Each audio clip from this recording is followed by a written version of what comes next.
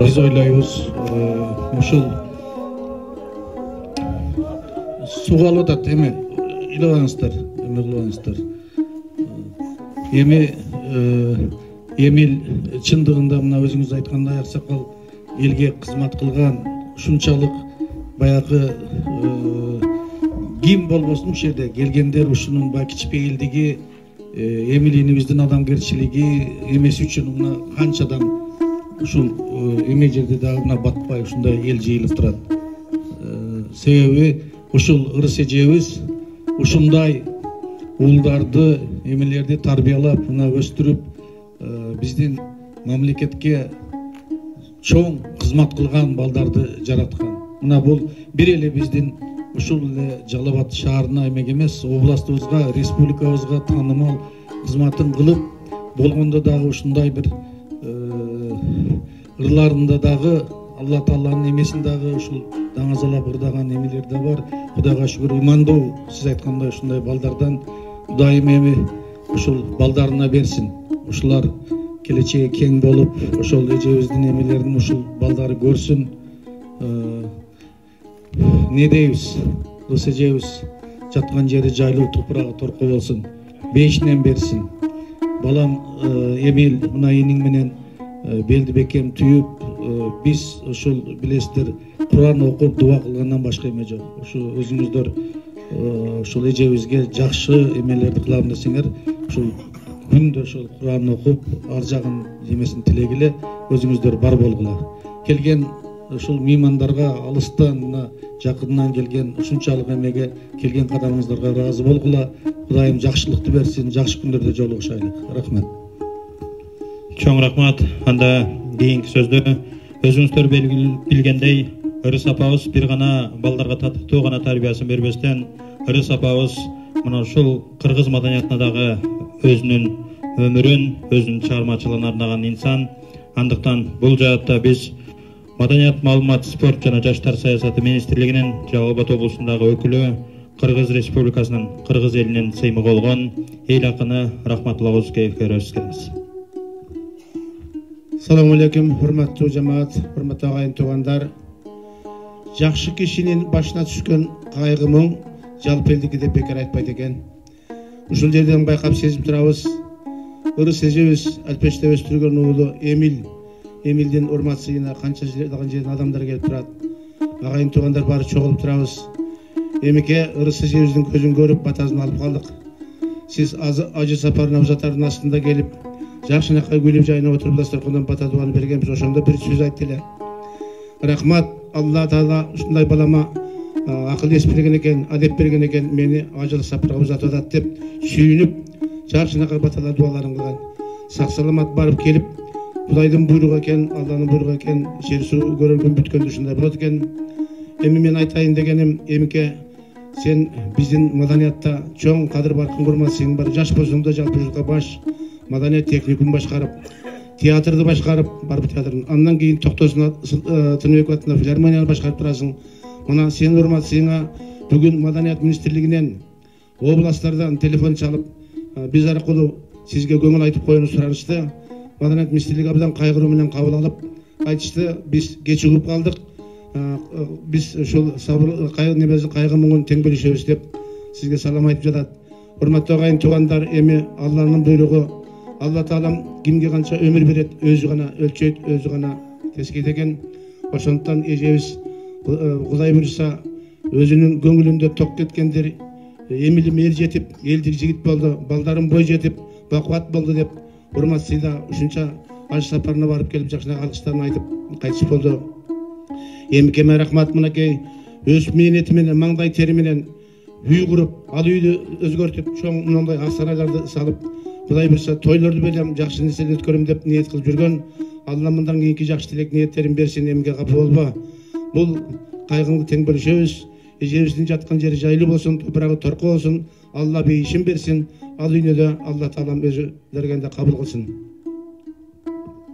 Амин дейбиз. Ардактуу кадырлуу меймандар, жогоруда Ырыс апабыздын кичи ажылык умрага барып келгендиги туурасында кеп айтылды.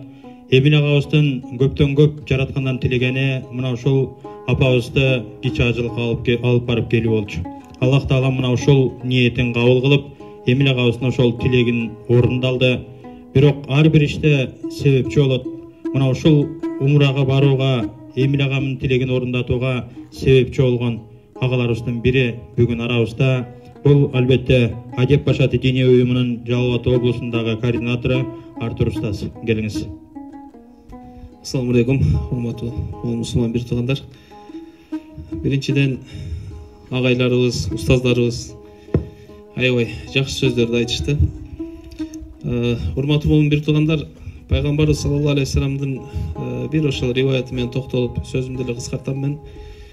Аябай бүгүн ошол Эмил агабыз менен чогуу болуп ошол кабыргабыз кайышып, бизде ошол кайгымы татып турган учурубуз негизи. Пайгамбар саллаллаху алейхи вассаламдын бир майытты алып баратышканда пайгамбар саллаллаху алейхи вассалам бир өтө маанилүү сөздү айтканда, эс алды же эс алтты депчи. Пайгамбар саллаллаху алейхи вассаламдан сурашты да: "Я Аллахтын элчиси, эмнеге майытты көргөндө аны кабырга койгон алып баратышат? Эс алды же эс алтты деп айттыңыз?" Дегенде пайгамбар саллаллаху алейхи вассалам өтө сонун сөздү айтат. Ар бир инсан бул дүйнөдө жашайт, урматтуу бир туугандар. Өмүрү бүткөндө, ичер суусу түгөгөндө бул дүйнөдөн же эс алууга кетет экен, же болбосо адамдарды эс алып кетет экен. Кимдер эс алууга кетет экен? 5 убак намазы менен, иманы менен, таквалыгы менен, тазалыгы менен, жүрөгүнүн тазалыгы менен жашаган болсо, бул дүйнө негизи машакат дүйнөсү да, көрдүңүзбү? Ар бир адамдын машакаты бар. Машакаты болбогон бир да киши жок, урматтуу бир туугандар.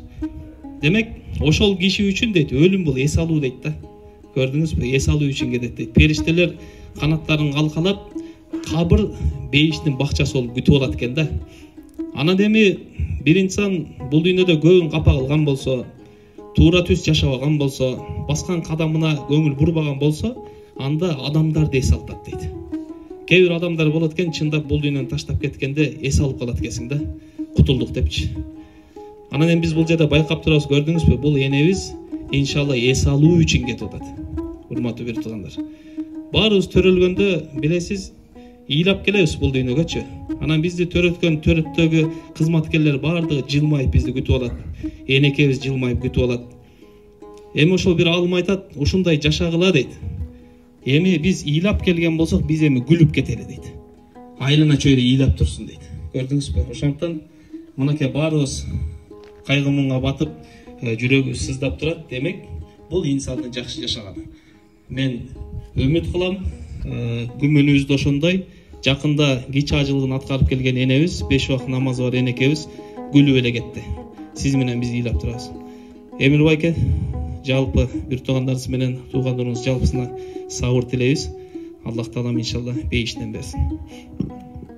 Ардактуу кадырлуу меймандар, мына ушул инсандар Ырыс апабыздын умрага барышына себепчи болсо, мына ушул иштин демилгечиси катары Аскар устазыбыз болгон. Ал киши жүйөлүү себептерден улам Бишкекте келе албай калды.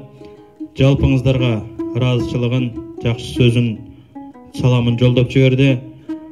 Мына ошол Аскаралы устазыбыз узатса, Имам Азам устазыбыз апабызды умра сапарынан тосуп алган.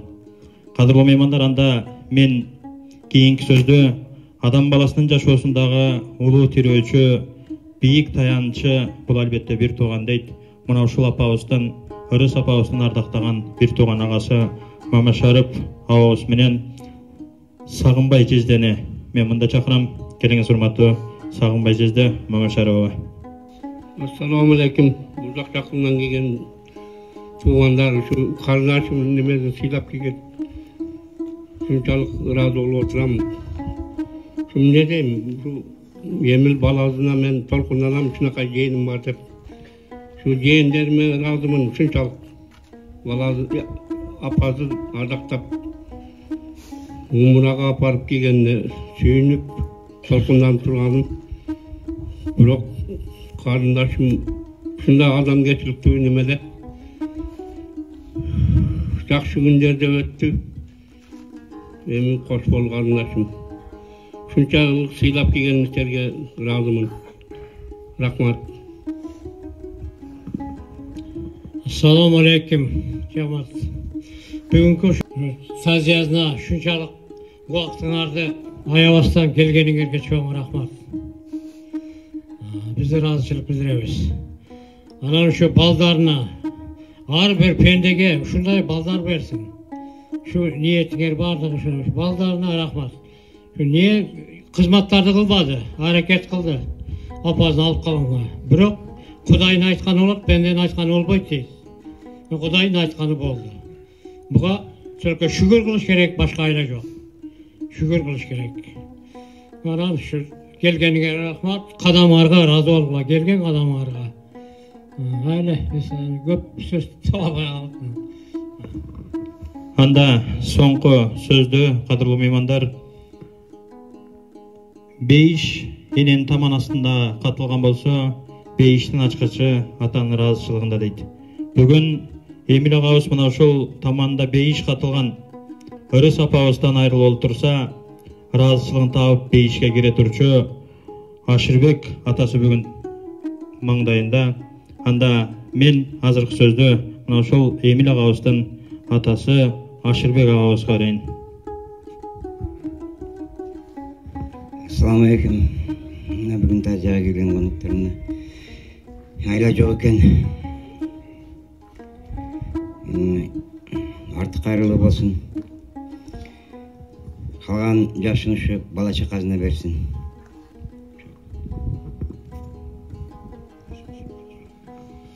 Эми мына жуул болду му? Дагы бир 5 мүнөт убакыт бар. Бери жылып мындай тизип тура бересиз бака. Келгениңиздер мындай. Ошол койдуң. Саптагыңыздар. Ардактуу жалпы жамаат, анда жаназага даярданып, баарыңыздарды сапка тизилүүгө чакырабыз. Сапка тизилдиребиз азыр.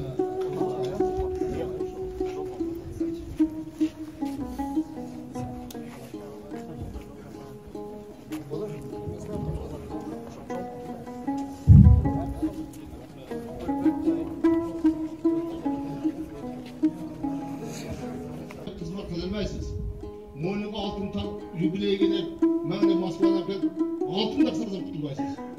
Atenege kızmat bu, Allah'ın buyruğunu akarsanız, şu Atenege kızmat çıkar. Kimdinin balası namaz okusa, Atene razı olur. Namaz okuyasın, altın tağı verse, cip maaşına verse, o kutulmaydı. O kutuluşun yolu emez. Şimdi bizim persentlerimiz, biz zakaz veriyoruz, biz majburlu olsam, dostu arttırır namaz okup kese, cuma varsa.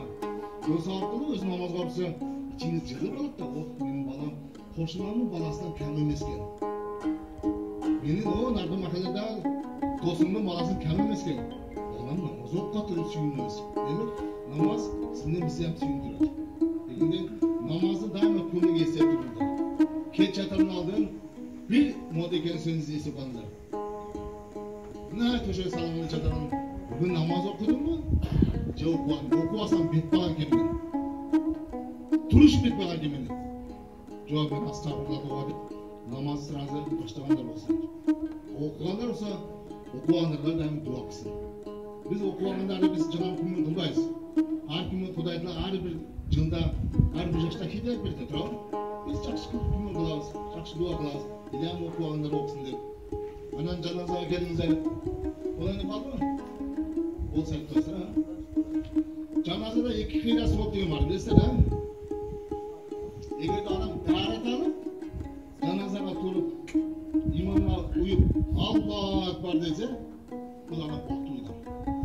Eğer iki kıyla soğuk, canazada bir kıyla soğuk olarak, ikincisi, caygarganda bir kıyla soğuk olarak.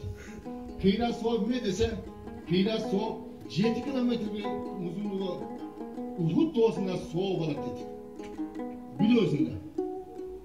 Ay, caylı oranından bir Uhud doğusunda soğuk olas, bu da 2 kıyla soğuk. Bir ayında biri öttü dengeli düşüp, karnına batıp, öttü abura çıkıp gelgen, o damla var dem saldırat, o var dem saldırat, hani bir damla döken. Sana dem saldıran fayda yok dedi. Sen canazıga varasın dedi. Жоқ dedi. Namaz okuvasına taharet aldan, o palanço degende şu kıyrat soğukla iyileşti. Sözünü bilmesen taharet al, tutup gitsen de. Oşanda kıyrat soğuktun soğunu, kıyrat soğunu aldın, şu kıyrat soğukta senin den soluna, aburayına, ömrüne, ırısına payda var dedi. Ошончусы менен биз эмне жерде бир эки кыйла соолар же шашкан болсо урусат макул бул жерден туурабы болот эми шашканда ону иште же башкасы бар дегенде жок дегенде бир кыйла соол кетсеңиздер бул көп астында көп хикматтар бар көп сырлар бар көп пайдасы бар дегенде келгениңиздерге ыраазы болуңуздар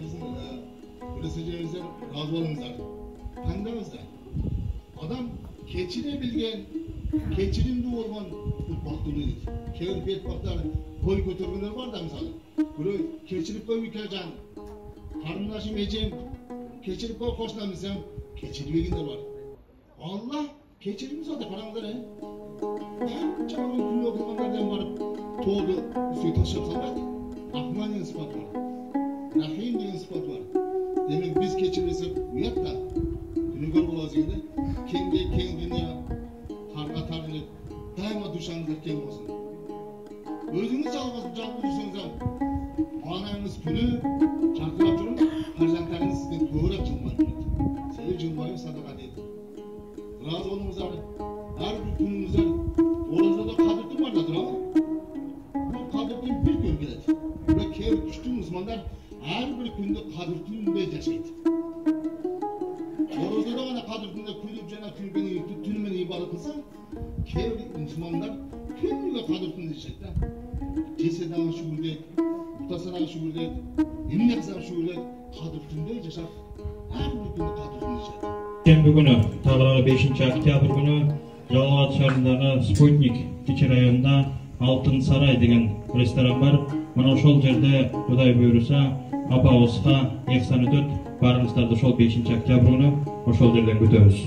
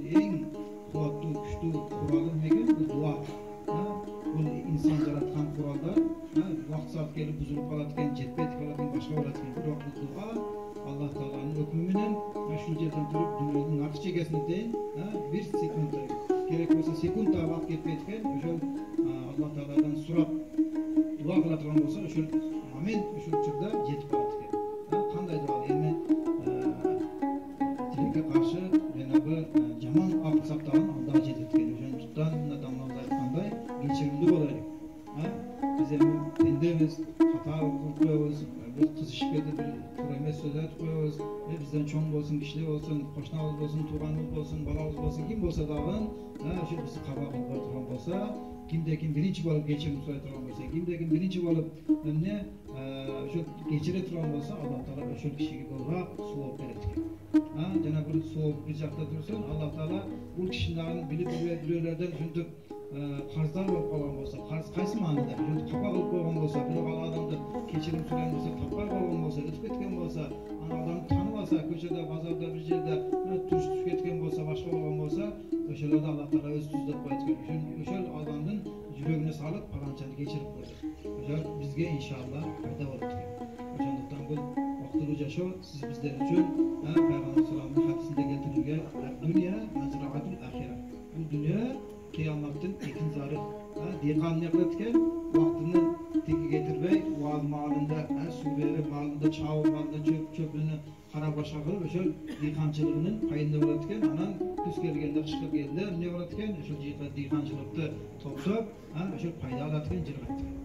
Shundayla biz daha bu dünya imgedir 40 yıl imgedir 100 yıl imgedir terörizmin ötüp etmeler. Bu da Allah Teala'nın takdiri eken. O'shandan biz bugün tirik turamiz. Dem alıp çıkarıp otağız. Gözümüz görüp turat, kulağımız ulup turat.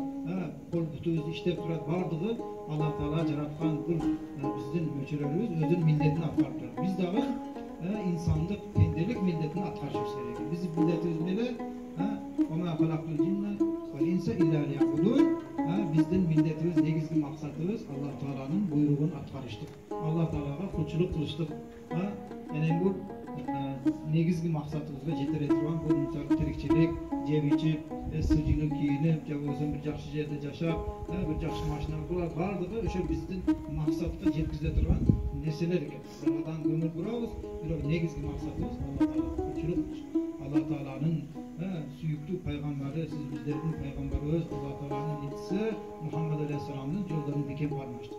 Yani Allah Teala'nın buyruğunu çınarı ümmeti olup yaşamıştı. Allah Teala barzına nasip olan olsun. Subhaneke Allahümme ve bihamdik ve neşhedü en la ilahe illa ente ve nestağfiruke ve netubu ileyk.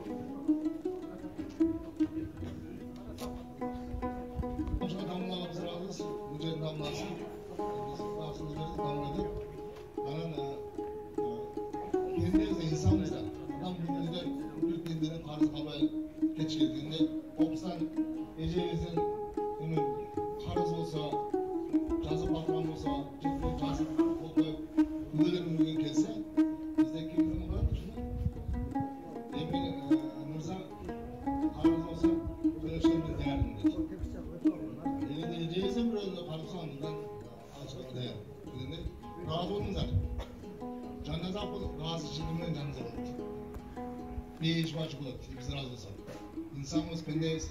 Geceğinizden razıyız mı?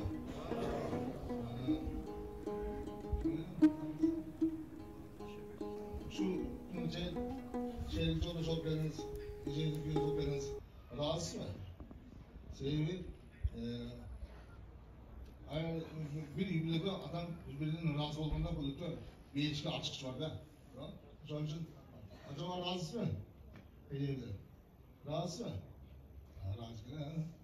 Ошол Кудайга эжебиздин жаннат камысын пендечилик кылып кетирген кемчиликтерин Кудайга өзү кечирмесин мына бактылуу эне Аллахтын үнүн көрүп Замзам булагын ичип ошондой аракаттоолорду көрүп дубап келди. Бул да энебиз өзү төлөгөчтүгү ошол жүрөгү тартканда биз тосуп алдык, жакшы сүйлөштүк, дуа кылды дегенде бул эжебизге кызмат кылып жөнөткөн сизге рахмат. Алла разы болсун. Разы чыгып биз менен бизди бейишке жеткилейт. Razılığınızdan ama Saflarda temizlep tuzdurarak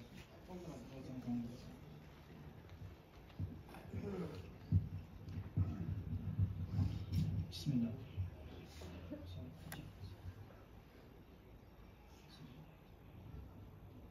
Allahu Akbar.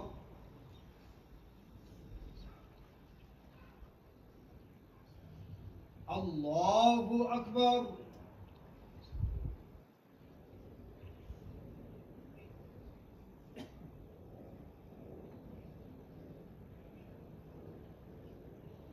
الله أكبر.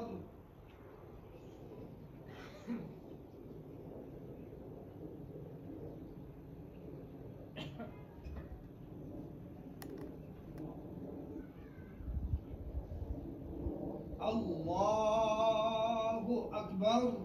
السلام عليكم ورحمة الله. السلام عليكم ورحمة الله. آمين آمين آمين يا رب العالمين. إنا لله وإنا إليه راجعون. تقبل الله من الله رحمه. صلى الله عليه وسلم.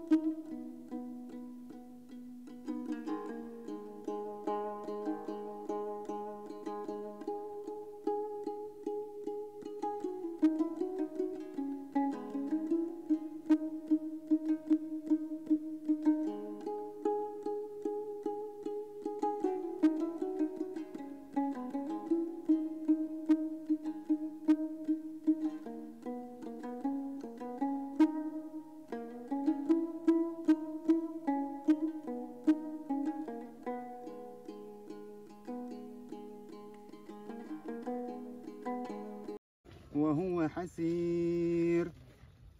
سبحان ربك رب العزة عما يصفون وسلام على المرسلين. أعوذ بالله من الشيطان الرجيم. بسم الله الرحمن الرحيم. ولقد زينا السماء الدنيا بمصابيح وجعلناها رجوما للشياطين وأعتدنا لهم عذاب السعير وللذين كفروا بربهم عذاب جهنم.